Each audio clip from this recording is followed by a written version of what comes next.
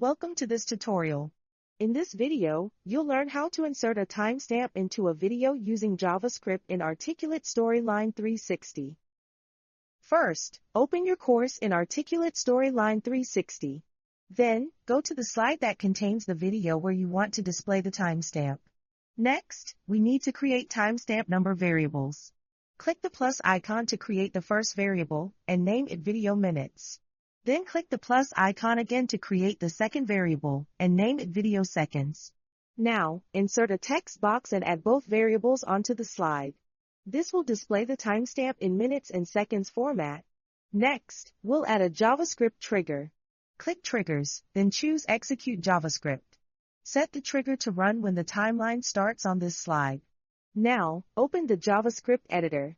Paste the provided JavaScript code into the editor. Make sure the variable names in the code exactly match the variables we created earlier, and then click OK. Now, preview the course.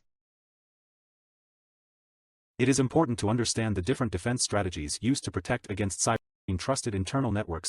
It is commonly used to protect security information and event management, SIEM. SIEM. You'll see the timestamp updating on the screen as the video plays.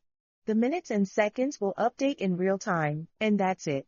You've successfully added a timestamp to a video using JavaScript in Articulate Storyline 360. Thanks for watching and happy course creating with Articulate Storyline 360.